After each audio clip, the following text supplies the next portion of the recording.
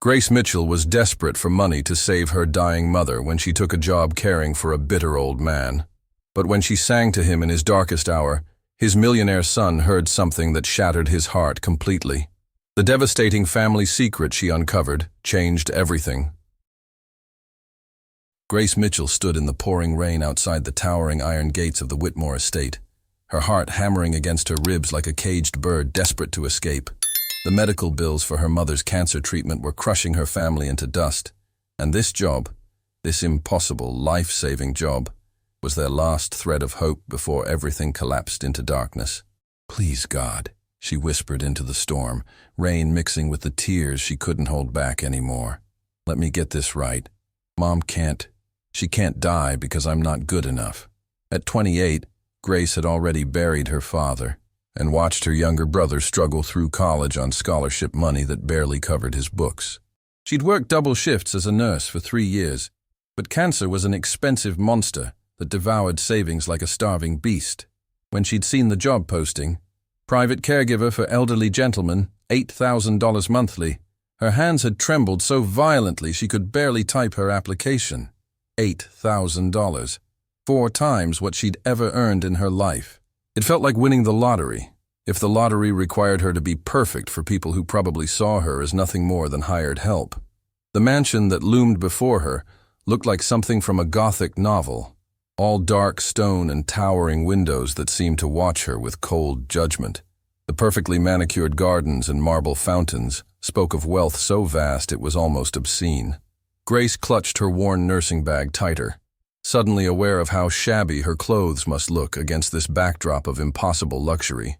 A security guard waved her through the gates, and she walked the seemingly endless driveway with legs that felt like water. Every step took her further from her small apartment where her mother lay dying, and closer to a world she'd never belonged to. But if this job could save her mother's life, she'd crawl on broken glass to make it work. The front door was answered by a woman in her 50s with steel-gray hair and eyes that could freeze fire. "You must be the new caregiver," she said with the warmth of a funeral director. "I'm Mrs. Patterson, the head housekeeper. Mr. Whitmore is waiting in his study." Grace followed her through hallways lined with oil paintings that probably cost more than most people's houses. The silence was suffocating. No laughter, no conversation, no signs of life beyond the echo of their footsteps on marble floors. It felt more like a mausoleum than a home. Michael Whitmore sat behind a desk the size of a small car, and when he looked up, Grace felt her breath catch in her throat. Not because he was handsome, though he was in that cold, untouchable way of men who'd never known want, but because his eyes held the kind of emptiness she'd only seen in terminal patients who'd given up hope. He was 45, according to the job description, but he looked older. Success had carved lines around his mouth that spoke of years without genuine smiles. His $3,000 suit couldn't hide the fact that he was a man who'd forgotten how to feel anything at all. "Miss Mitchell," his voice cut through the air like broken glass, "I've reviewed your file. Your qualifications are adequate." That single word hit Grace like a slap across the face. Adequate. 3 years of nursing school while working nights to pay tuition.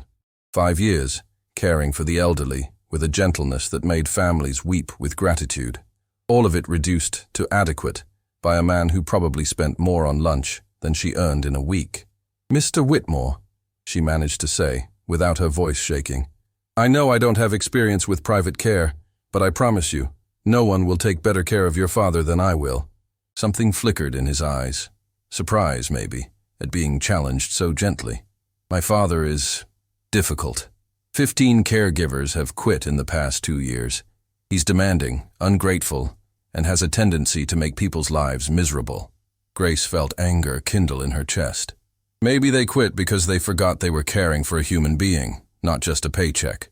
The words tumbled out before she could stop them, and she immediately wanted to disappear into the expensive carpet. She'd just insulted the man who held her family's survival in his manicured hands. Her mother's life had probably just slipped away with her uncontrolled tongue.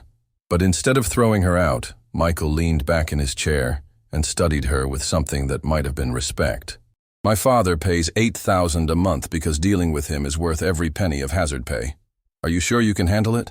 "Mr. Whitmore, I've held the hands of dying strangers and made them feel less alone in their final moments. I've sung lullabies to confused dementia patients at 3 in the morning. If your father is difficult, maybe it's because no one's tried to understand why. For a moment the mask slipped, and Grace saw something raw and wounded in Michael's eyes. Then it was gone, replaced by the cold businessman facade. "The rules are simple," he said, his voice flat as winter ice. "Keep him comfortable. Give him his medications. Don't encourage any emotional outbursts or dramatics. My father has a weak heart and excitement could kill him. Your job is to keep him calm and quiet until—" He didn't finish the sentence, but Grace heard it anyway. "Until he dies." "Where is your father now?" Grace asked softly. "In his room. He rarely leaves it anymore." Michael stood, signaling the end of their interview. "Mrs. Patterson will show you to your quarters. You start immediately." As Grace followed the housekeeper up a grand staircase that belonged in a palace, she couldn't shake the feeling that there was more to this family's story than a difficult old man and his busy son. The house felt heavy with secrets, thick with the kind of silence that comes from years of words left unspoken. "Here's your room, Mrs." Patterson opened a door to reveal a space that was larger and more elegant than Grace's entire apartment.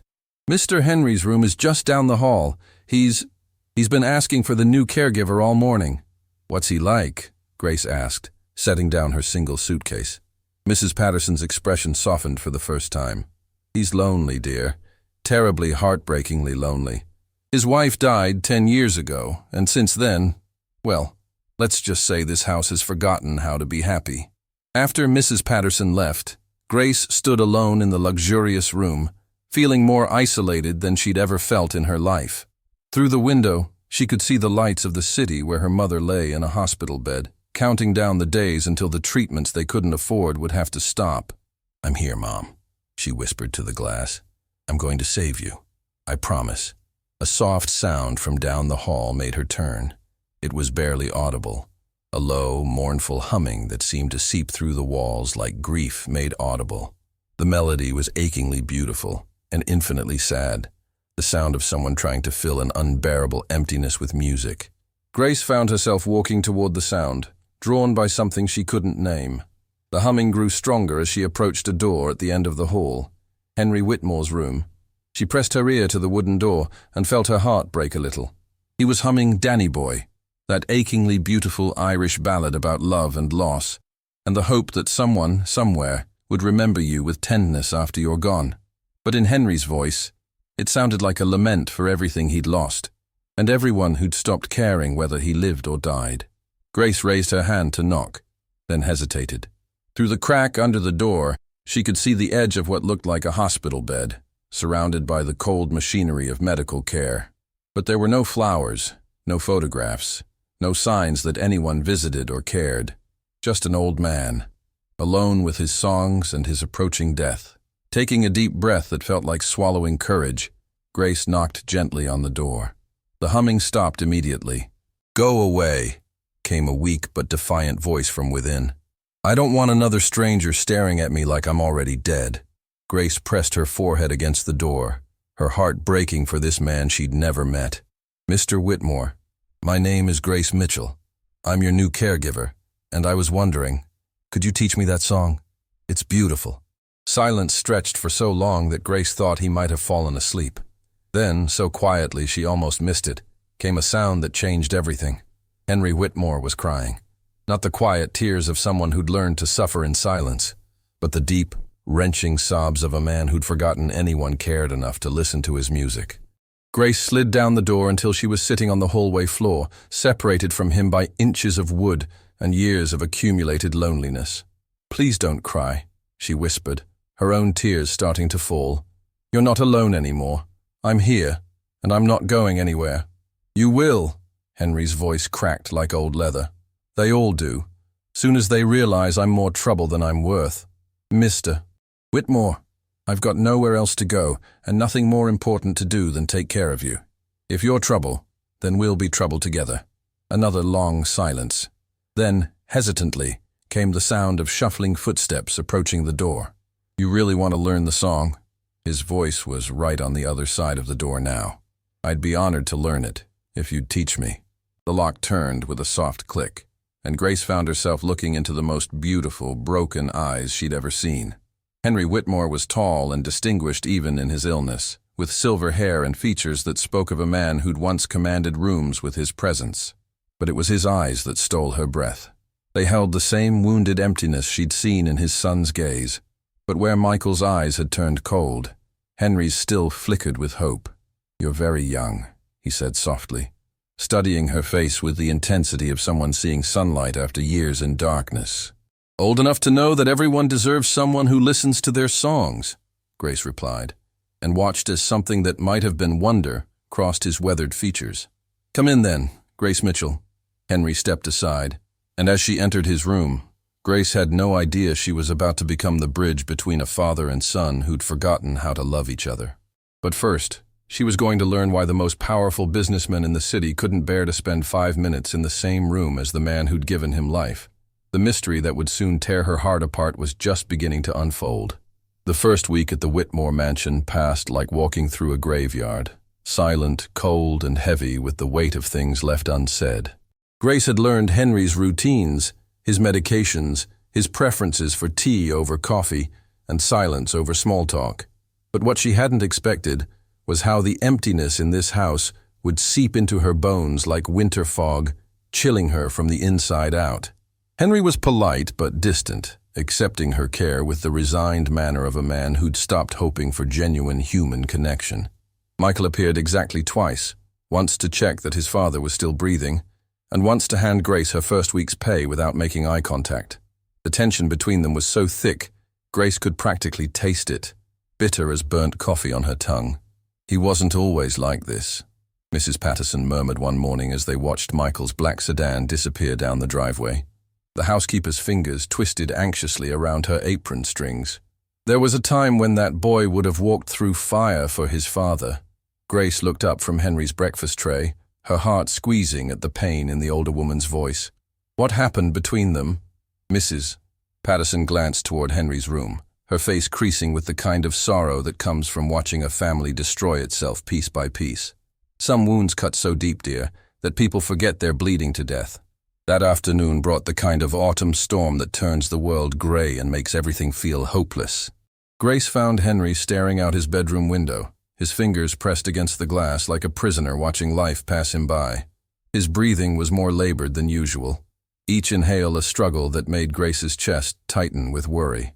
"The rain always made her sad," Henry whispered, so quietly Grace almost missed it. "My Elizabeth." She'd sit by the window just like this, humming old songs to chase away the melancholy. It was the first time he'd mentioned his late wife, and Grace felt her heart skip. What was she like? Henry's eyes softened, and for a moment, the pain lines around them seemed to fade. She had the voice of an angel and the heart of a saint, could sing the birds right out of the trees. His voice cracked like old parchment. "After she died, the music went out of this house. Michael couldn't bear to hear it anymore." Grace felt something shift inside her chest, the understanding so sudden and devastating, it made her gasp. He loved her music, loved it more than anything. Elizabeth used to sing him to sleep every night until he was 12 years old. "The water is wide," "Amazing Grace," all the old hymns her grandmother taught her. Henry's hands trembled as he wiped his eyes. But when she got sick, when the cancer took her voice first and then her life, Michael said the songs only reminded him of losing her. The pieces began falling into place like a puzzle solving itself in Grace's mind. A son who'd lost his mother, a father drowning in grief, music that had once bound them together becoming a source of unbearable pain. "He forbid music in the house," Henry continued, his voice breaking completely now. "Said it was torture to hear the songs she'd never sing again. I tried to respect that, tried to grieve quietly, but Grace, some days the silence nearly killed me."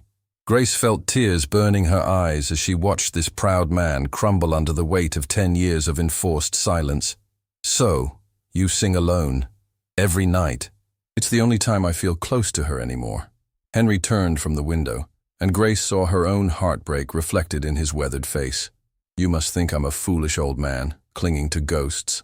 I think you're a man who loved his wife so much that losing her felt like losing half your soul," Grace said softly.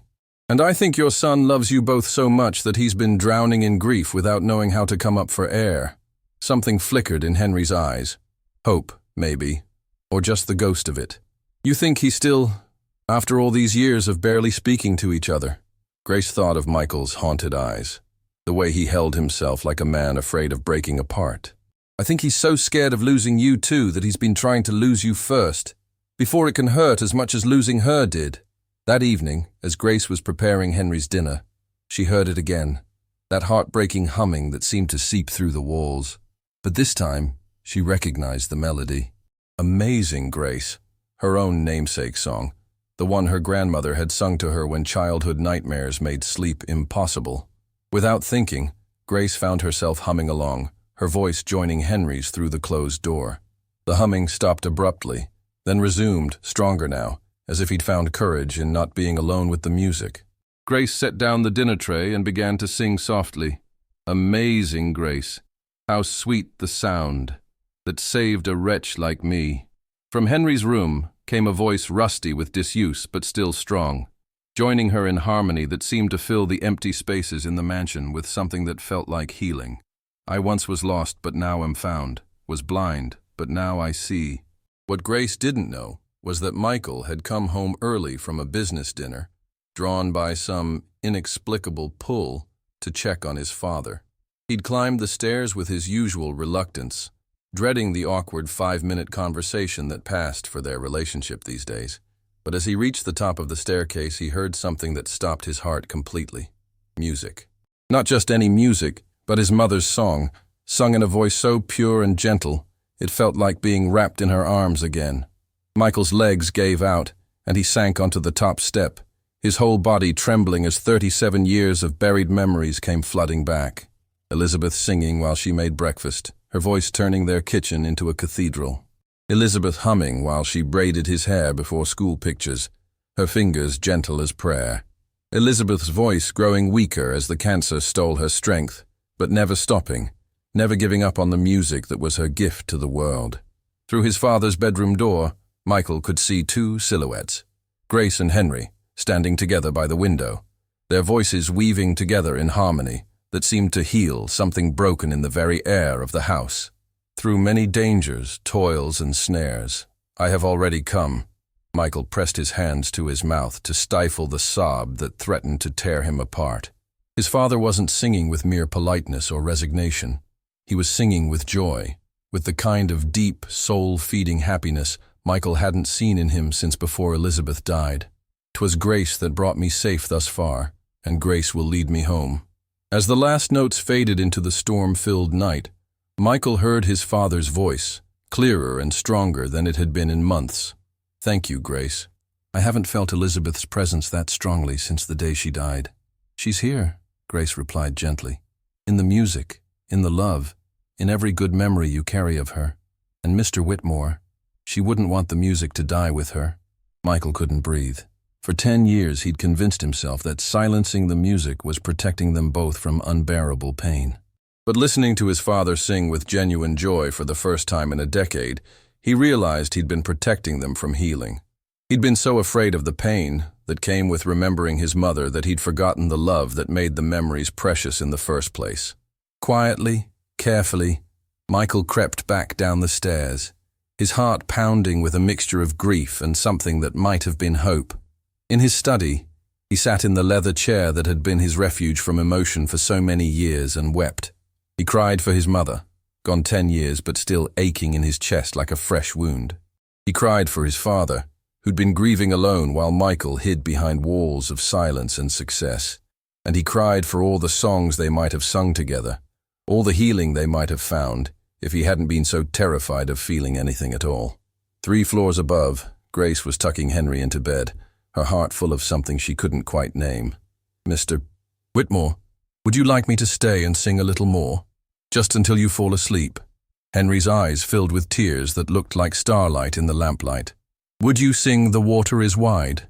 It was Elizabeth's favorite lullaby for Michael. Grace settled into the chair by his bed and began the ancient melody, her voice soft as candlelight in the darkness. "The water is wide. I cannot get o'er, and neither have I wings to fly." As Henry's breathing deepened into sleep, Grace continued singing, not knowing that 2 floors below, Michael was listening to every word, remembering his mother's voice singing those same lyrics, feeling something frozen inside his chest begin to thaw. "Give me a boat that will carry 2, and both shall row, my love and I." For the first time in 10 years, Michael Whitmore fell asleep to the sound of music and dreamed of his mother's smile instead of her suffering. Something was changing in the Whitmore house, something as fragile and powerful as spring's first shoots pushing through winter ground. Grace had opened a door that had been locked for a decade, and the music that flowed through it was beginning to heal wounds that had seemed beyond repair. But the deepest healing was still to come, in ways that none of them could imagine. The next morning would bring a conversation that would shatter everything Michael thought he knew about his father, his mother, and the 10 years of silence that had nearly destroyed them both. Grace Mitchell, the humble caregiver with a voice like an angel and a heart brave enough to sing into the darkness, was about to change 3 lives forever. The morning after the music returned to the Whitmore house dawned crisp and bright, but Michael woke with the kind of emotional hangover that comes from crying yourself to sleep. His eyes were swollen, his chest felt hollow, and every time he closed his eyes, he could hear Grace's voice singing his mother's lullaby. For the first time in 10 years, he dreamed of Elizabeth not as she was dying, but as she lived, vibrant, loving, filling their home with songs that made everything feel possible. He sat on the edge of his bed, expensive Italian sheets pooled around his waist, and stared at the framed photograph on his nightstand. Elizabeth Whitmore smiled back at him from behind glass, her arms wrapped around a 5-year-old Michael, both of them covered in flour from an afternoon of baking cookies. She'd been singing, "You Are My Sunshine," when that photo was taken, he remembered suddenly. Always singing. A soft knock interrupted his thoughts. Mrs. Patterson's voice drifted through the door, tentative as a bird testing the safety of an open window. "Mr. Michael, your father is asking for you. He says it's important." Michael's stomach clenched. His father never asked for him. Their interactions were limited to polite inquiries about business and stilted conversations about the weather.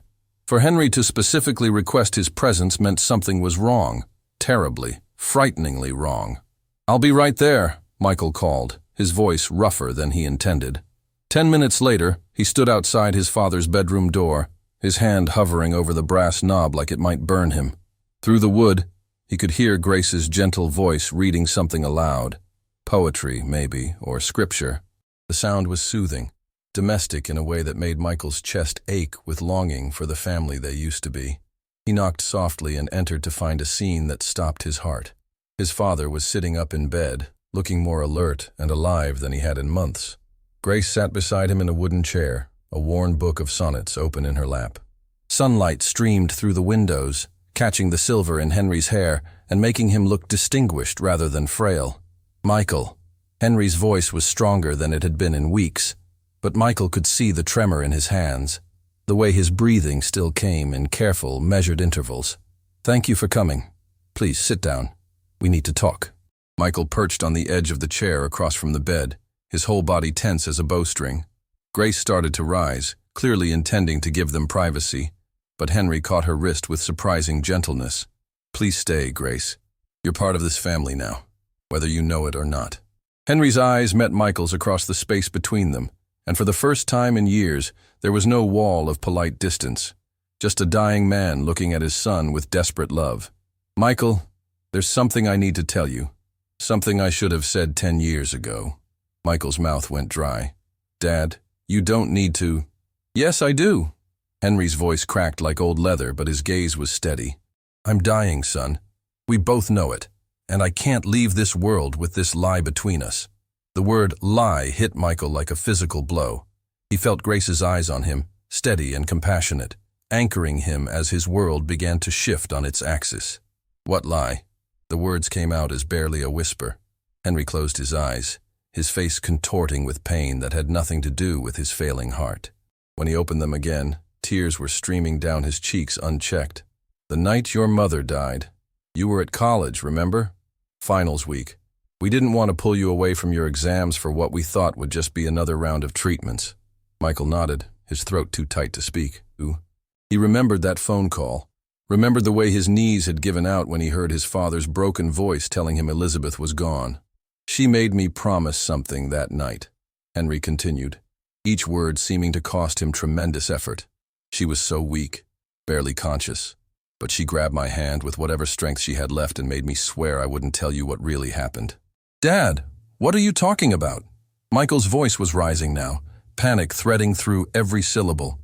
Grace reached across the space between them and took Michael's hand in both of hers. Her touch was warm, grounding, and he found himself clinging to it like a lifeline. Your mother didn't die from the cancer, Michael. Henry's words fell into the room like stones into still water, creating ripples that would change everything. She died, saving someone else's life. The world went silent except for the sound of Michael's own heartbeat thundering in his ears. What? There was a fire in the children's ward that night. The cancer center was connected to the pediatric wing, and when the smoke alarm went off, most of the patients were evacuated quickly. But there was a little girl, maybe 4 years old, who got separated from her parents in the chaos. She was hiding under a bed, too scared to come out. Henry's voice was breaking now, the words coming in ragged gasps that made Grace squeeze Michael's hand tighter. Your mother was in the hallway, dragging her IV pole toward the exit when she heard the child crying. The firefighters hadn't found her yet. And your mother, God, your mother didn't hesitate for a second. Michael felt like he was drowning, like the air in the room had turned to water and he couldn't draw breath. No, you're lying. She went back, Michael, into the smoke, with her oxygen tank and her failing lungs and her body that was barely keeping her alive. She crawled under that bed and sang to that little girl until the firefighters could get to them both. Stop. Michael's voice was a broken whisper. Please stop. But Henry couldn't stop, wouldn't stop, not when he was finally unburdening himself of the secret that had been killing him for 10 years. She got the child out first, carried her to safety with strength I didn't know she still had. But the smoke, the exertion, her heart couldn't take it. She collapsed right there in the hallway, and the last thing she did before she lost consciousness was make me promise not to tell you. Michael was sobbing now, harsh sounds torn from the deepest part of his chest. Grace had moved to kneel beside his chair, her arms wrapped around him as he fell apart. She knew you'd blame yourself, Henry whispered. She knew you'd think you should have been there, should have stopped her somehow. She wanted you to remember her as your mother, not as a hero who died because she couldn't stand to hear a child cry. I could have stopped her, Michael gasped between sobs. If I'd been there, I could have... You could have done nothing, Henry said firmly, leaning forward despite his weakness to look his son in the eye. Your mother was the strongest person I ever knew. When she heard that baby crying, wild horses couldn't have held her back. She died exactly as she lived, putting others before herself, singing light into dark places. Grace was crying now too, her tears falling into Michael's hair as she held him. She was singing? Jesus loves me. Henry smiled through his own tears. That simple little Sunday school song. The firefighter told me later that the little girl stopped crying the moment she heard your mother's voice, said it was the most beautiful sound he'd ever heard. Michael's world was reshaping itself around this new truth. His mother hadn't simply succumbed to cancer. She had chosen love over life, courage over safety. She had died as she had lived, making music in the darkness, bringing comfort to frightened children. Why?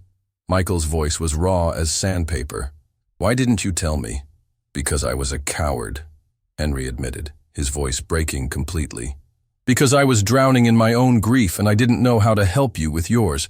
Because every time I tried to talk about her, you'd leave the room or change the subject. I thought keeping her secret was protecting you. So you let me think she just died. And I've regretted it every day for 10 years. Henry reached out with a shaking hand to touch his son's face. Michael, she didn't just die. She flew. She became the angel she always was, and her last act on earth was saving a child. Michael looked up at his father through his tears, seeing him clearly for the first time in a decade. Not the distant businessman who had failed to save his wife, but a man who had been carrying an unbearable secret to protect his son from guilt that wasn't his to carry. The music, Michael whispered suddenly. That's why you kept singing after she died. Because she died singing. Henry nodded, fresh tears spilling down his cheeks. Every song was a prayer, son. Every note was my way of telling her she was still with us. And I took that away from you. The guilt hit Michael like a tsunami, crushing and complete. I silenced the house because I was selfish, because I couldn't handle the pain, and all this time you were trying to keep her memory alive. You were grieving, Grace said softly, still holding him as his world rearranged itself. You were a young man who lost his mother, and you did the best you could. But Dad was grieving too, and I made it worse. Michael looked at his father with eyes red from crying. I made you suffer alone. We both suffered alone, Henry said quietly. But we don't have to anymore. The room fell silent except for the sound of 3 people crying together. The kind of tears that wash away years of misunderstanding and leave something clean and new in their place. Dad, Michael's voice was thick with emotion but steady now. Will you tell me about that night? All of it. Are you sure? Michael nodded, and Henry began to speak, painting a picture of Elizabeth's final hours that was both heartbreaking and beautiful. He told of her courage, her songs, her absolute certainty that love was worth any sacrifice. He spoke of the little girl who grew up to become a teacher, inspired by the angel who had sung away her fears. He shared the letter the child's parents had written, thanking them for raising a woman who would risk everything for a stranger's baby. As Henry spoke, something miraculous happened. The pain that had lived between father and son began to transform into something else. Not the absence of grief, but the presence of love so strong it could bear any sorrow. She'd be proud of us right now, Henry said as the afternoon light began to fade. Proud that we finally found our way back to each other. Michael stood and moved to sit on the edge of his father's bed, taking the old man's hands in his own. Dad, I've been so angry for so long. Angry at you, angry at God, angry at the whole world. But I was really just angry that she left us. She didn't leave us, son. She just went ahead to make sure the music would be waiting when we get there. Through the window, Grace could see the first stars beginning to appear in the darkening sky. She had witnessed something sacred in this room, the resurrection of a family, the healing of wounds that had seemed beyond repair. Grace, Henry said suddenly, his voice filled with gratitude that made her chest tight. Would you sing something for us? Something Elizabeth would have loved? Without hesitation, Grace began to sing, How Great Thou Art, her voice filling the room with a power that seemed to come from something greater than herself. Michael joined in on the second verse, his voice rusty but strong, and then Henry added his trembling tenor to create a harmony that seemed to reach all the way to heaven. O Lord my God, when I in awesome wonder consider all the works thy hands have made. As they sang together, Michael felt the last of the ice around his heart begin to melt. His mother was gone, would always be gone, but she lived on in every note they sang, in every moment they chose love over fear. The music had returned to the Whitmore house, and with it, the possibility of healing that Grace had known was there all along. But the deepest transformation was yet to come. Chapter 4. Hearts Breaking. Open. 3 weeks passed after the revelation about Elizabeth's death, and the Whitmore mansion began to transform in ways that went deeper than anyone could have imagined. The silence that had suffocated the house for 10 years was replaced by something Grace had never expected to hear in a place touched by so much grief, the sound of laughter. Michael had taken to having breakfast with his father every morning, their conversations stretching longer each day as they carefully rebuilt the bridge that grief had burned between them. Grace would find them hunched over old photo albums, Henry's trembling finger pointing to pictures while he shared stories that made Michael's eyes shine with wonder, as if he was discovering his mother all over again. But Grace could see the shadows gathering too. Henry's good days were becoming rarer, his breathing more labored, his skin taking on the translucent quality that whispered of approaching departure. The doctors had been blunt, weeks, not months. Every shared meal, every song, every moment of reconnection was borrowed time, precious as diamonds and just as fragile. It was during one of those golden autumn afternoons, when the light slanted through the windows like honey, that Grace's own world came crashing down. Her phone rang while she was helping Henry with his physical therapy, the gentle exercises that kept his weakening muscles from atrophying completely. The caller ID showed her brother's name, and something in the urgent way it buzzed made Grace's stomach clench with dread. "Excuse me for just a moment, Mr. Whitmore," she said, stepping into the hallway. Henry nodded, though she caught the flicker of concern in his eyes. He'd become so attuned to her moods that he could read her anxiety like sheet music. "Danny?" Grace answered, her voice tight with worry. Grace, you need to sit down. Her brother's voice was wrecked, torn apart by the kind of news that changes everything. It's Mom. The hallway seemed to tilt under Grace's feet. What about Mom? The treatments were working. The doctors said, "She's gone, Gracie." Danny's words hit her like physical blows. It happened this morning. Her heart just stopped. The cancer treatments weakened it too much, and she didn't wake up. Grace's phone slipped from nerveless fingers, clattering to the marble floor with a sound like breaking bones. The world went silent except for the roaring in her ears, the sound of her universe imploding in the space between heartbeats. "No," she whispered to the empty hallway. "No, no, no." She was getting better. The money, the treatments, she was supposed to be getting better. But even as she said it, Grace knew it was a lie she'd been telling herself. The calls from her mother had grown shorter, her voice weaker. The treatments that were supposed to save her had been slowly killing her instead, and Grace had been too afraid to see it. She was dimly aware of collapsing against the wall, of sliding down to the floor as sobs tore through her chest like wild animals trying to claw their way out. Her mother was gone. The woman who had raised her with nothing but love and determination, who had worked 3 jobs to keep their family afloat after Grace's father died, who had sung her to sleep every night with the same lullabies Grace now sang to Henry, gone. "Grace? Grace, what's wrong?" Through her haze of grief, Grace heard footsteps approaching rapidly. Michael's voice, sharp with concern, followed by Henry's slower shuffle and the tap of his walking cane against the marble. "Child, what's happened?" Henry's voice was gentler, but no less worried. Grace looked up through her tears to find both men staring down at her with identical expressions of alarm. Michael was already kneeling beside her, his face pale with fear, while Henry gripped his cane with white knuckles. "My mother," Grace managed to gasp between sobs. She died this morning. Her heart couldn't. The treatments were supposed to save her, but they killed her instead." The words came out in a rush of agony that left her feeling hollow, scooped out like a pumpkin ready for carving. She'd failed. All of this, the job, the money, the desperate hope, it had all been for nothing. Michael's arms came around her without hesitation, pulling her against his chest as she fell apart completely. She could feel his heart racing under her cheek, could hear him murmuring words of comfort that she couldn't quite make out through the storm of her grief. "I should have been there," Grace sobbed into Michael's shoulder. "I should have been with her instead of here taking care of strangers. She died alone because I chose money over her." "No."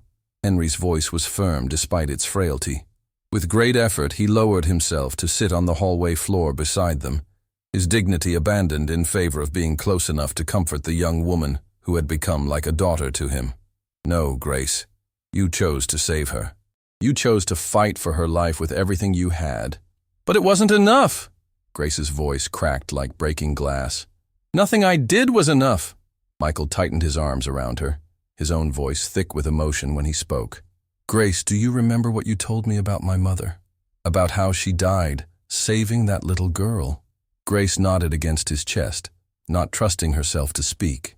"You said she died exactly as she lived, putting others before herself, bringing light to dark places. Your mother died the same way." "What do you mean?" Grace pulled back to look at him through her tears.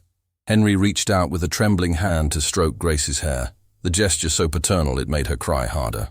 "Sweet child, your mother spent her last months knowing you were safe, knowing you had found work that fulfilled your heart. She died in peace because she knew you were exactly where you needed to be. But I wasn't with her.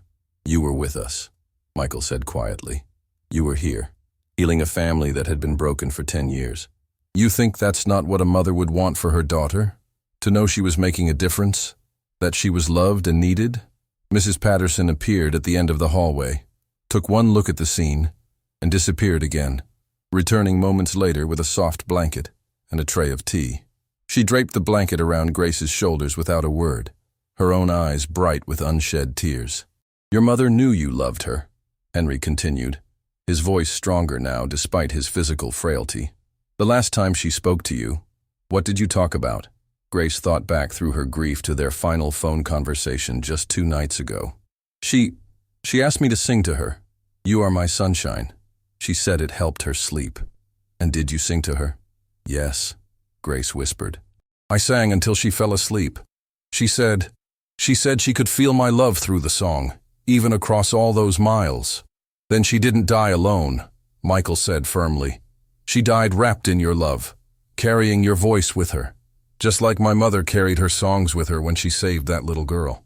The three of them sat there on the cold marble floor as the afternoon light faded around them, a dying old man, his grieving son, and the young woman who had brought music back to their lives, all holding each other through the kind of pain that either destroys people or transforms them completely.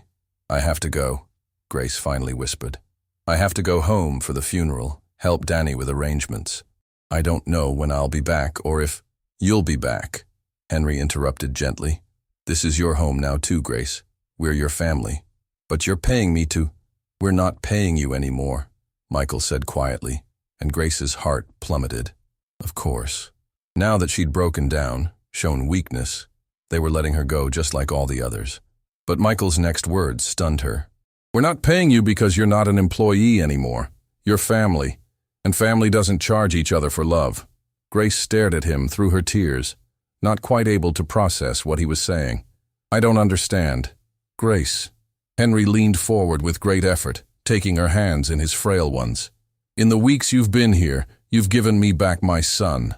You've filled this house with music and laughter and hope. You've loved us when we'd forgotten how to love ourselves.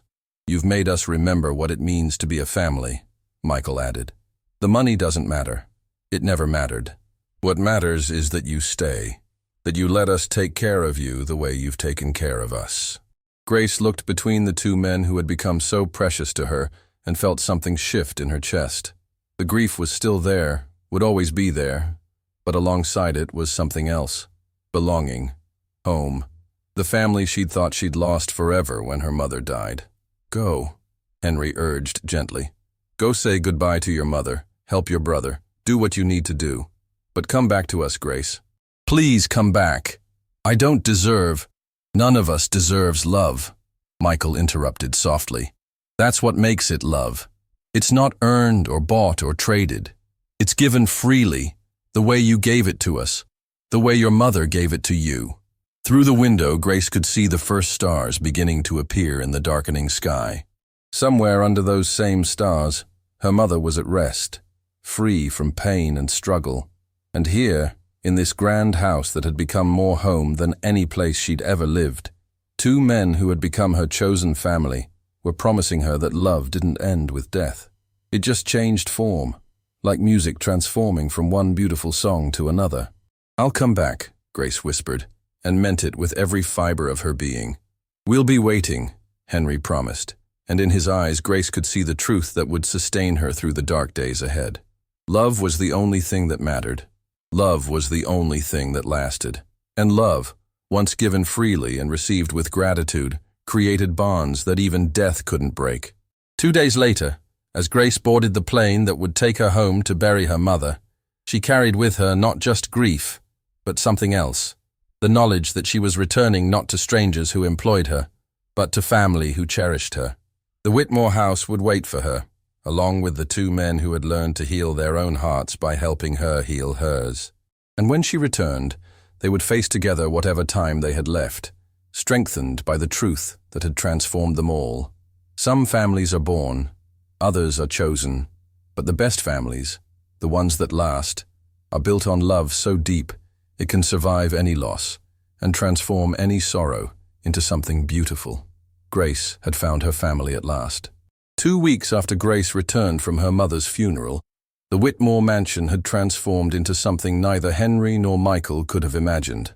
The hallways that once echoed with emptiness now carried the gentle sounds of a family learning to love again. Grace's humming as she prepared meals, Michael's laughter during their evening conversations, the rustle of pages as Henry shared stories from his youth that had been locked away for years. But change, Grace had learned, comes in waves that can either lift you up or pull you under, and the wave that was coming would test everything they had built together. Henry's decline had accelerated in the past few days, with the sudden violence of autumn giving way to winter. His breathing had become labored even with the oxygen tank. His skin had taken on the waxy pallor that whispered of systems shutting down, and his eyes held the distant look of someone already seeing beyond the veil that separates this world from the next. Dr. Morrison, the family physician who had been caring for Henry for over a decade, pulled Michael aside after his weekly visit. His weathered face creased with the kind of compassion that comes from delivering difficult news for 30 years. "Days, not weeks," he said quietly, his voice barely audible over the grandfather clock's steady ticking. "His heart is failing rapidly now. I'm sorry, Michael." Michael felt the words hit him like physical blows, even though he'd been preparing for this moment since Grace first arrived. Knowing death is coming and accepting it are two entirely different mountains to climb, and Michael found himself standing at the base of one that seemed impossibly steep. "How long?" Michael's voice came out as a whisper, as if speaking too loudly might somehow hasten his father's departure. "Perhaps 3 or 4 days, maybe less." Dr. Morrison's hand settled on Michael's shoulder with practiced gentleness. "The important thing now is to keep him comfortable and make sure he knows he's loved. You've done that, son. You've given him the greatest gift possible. You've let him die knowing his family is whole again."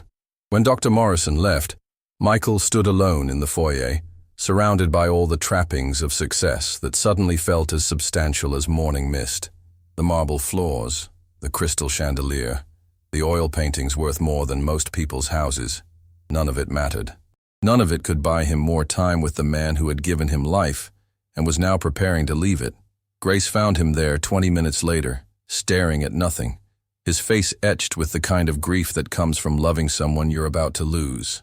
She didn't say anything at first, just moved to stand beside him in the vast space that suddenly felt too empty, despite being filled with expensive things. "He asked for you," she said finally, her voice soft as prayer. "He wants to tell you something." Michael nodded, not trusting his voice, and followed Grace up the stairs that had become his daily pilgrimage to his father's bedside. Each step felt heavier than the last, weighted with the knowledge that every conversation now was precious, irreplaceable, finite. Henry was propped up in bed, surrounded by pillows that seemed to dwarf his shrinking frame, but his eyes were alert, focused, and when he saw Michael, they lit up with the kind of pure love that makes everything else in the world fade to insignificance. "Son," Henry's voice was barely a whisper, but it carried across the room like a song. "Come sit with me." Michael settled into the chair beside the bed, the same chair where Grace had spent countless hours reading poetry and singing lullabies.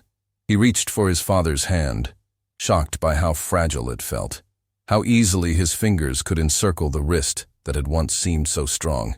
"Dad, you don't need to talk if it's too difficult." "I need to," Henry insisted, his breath coming in shallow puffs. "There are things I should have said years ago." Grace moved toward the door, intending to give them privacy, but Henry's weak voice stopped her. "Stay, Grace. Please. You're part of this story, too." She settled into the window seat, the afternoon light creating a halo around her dark hair, and Michael was struck by how natural she looked there, how perfectly she fit into their family picture. "Michael," Henry began, each word carefully measured to conserve the breath that was becoming increasingly precious. "I want you to know that these past few weeks, since Grace came into our lives, have been the happiest I've been since your mother died." Michael squeezed his father's hand gently. "Dad, you've given me back my mother.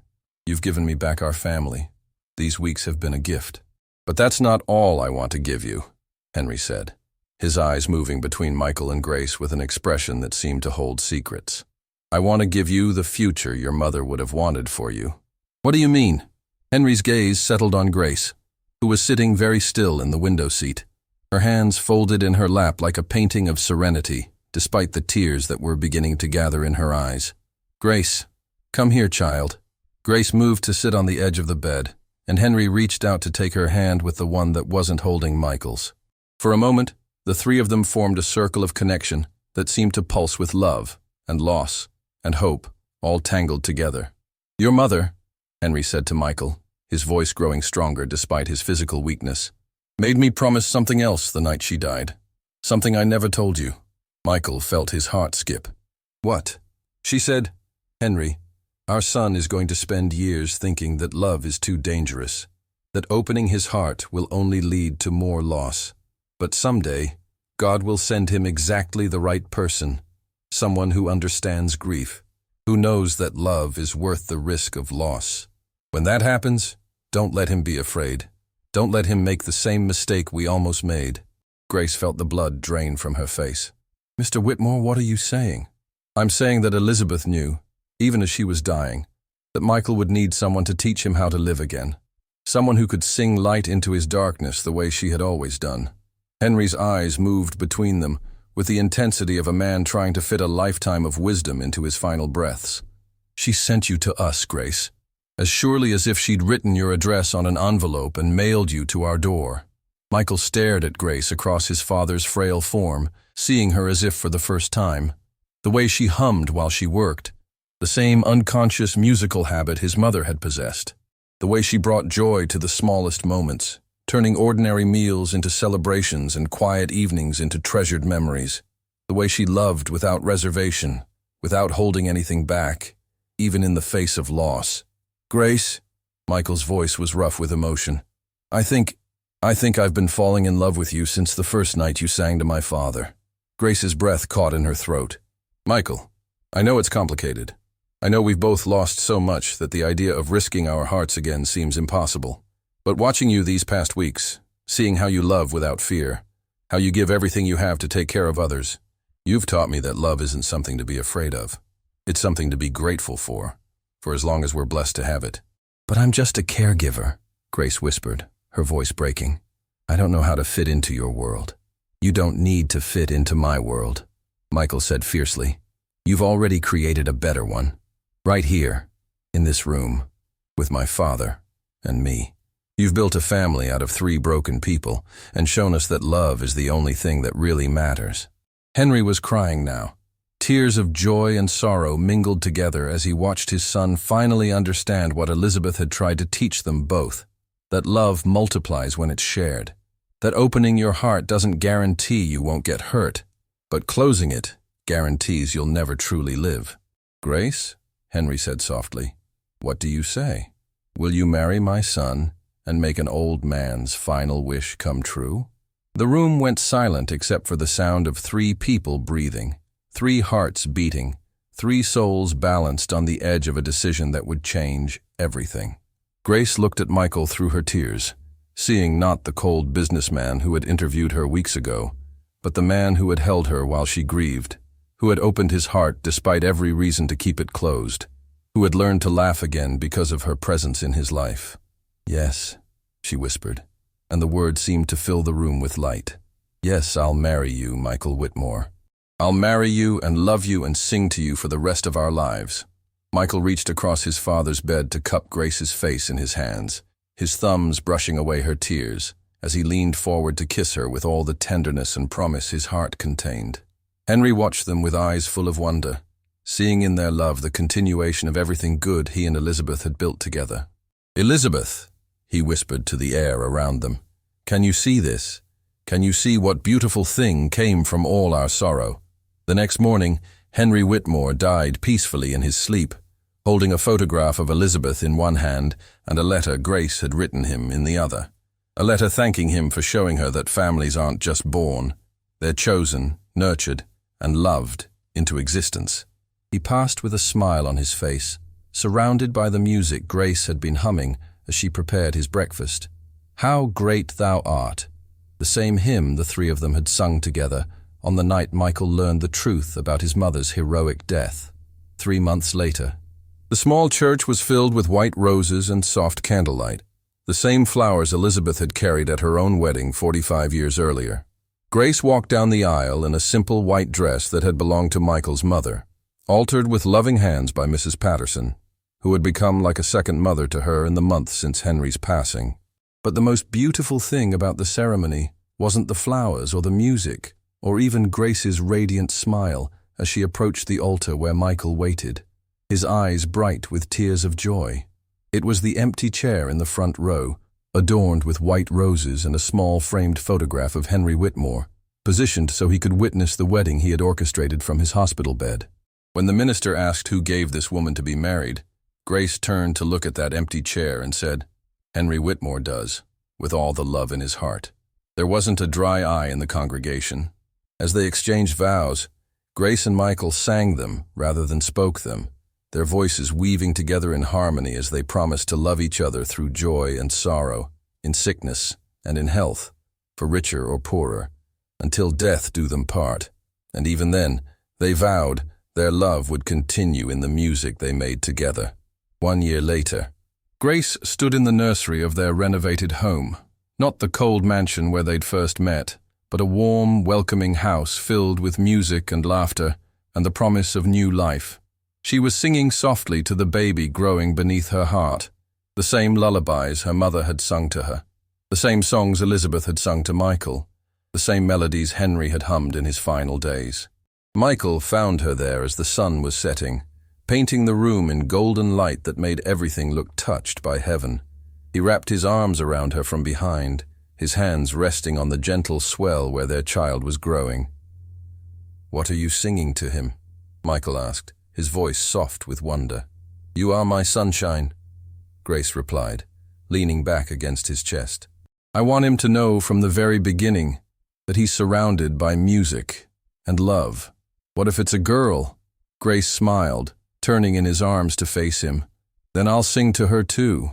"Music doesn't care about gender, Michael. It only cares about love." Michael kissed her forehead, then her nose, then her lips, tasting the contentment that had replaced the grief they'd both carried for so long. "I love you, Grace Mitchell Whitmore. I love you and our baby and this life we've built together." "I love you too," Grace whispered. "And you know what the most beautiful part is?" "What?" "Somewhere your parents are watching over us, proud of the family we've created from the ashes of all our sorrow. They taught us that love doesn't end with death. It just finds new ways to sing."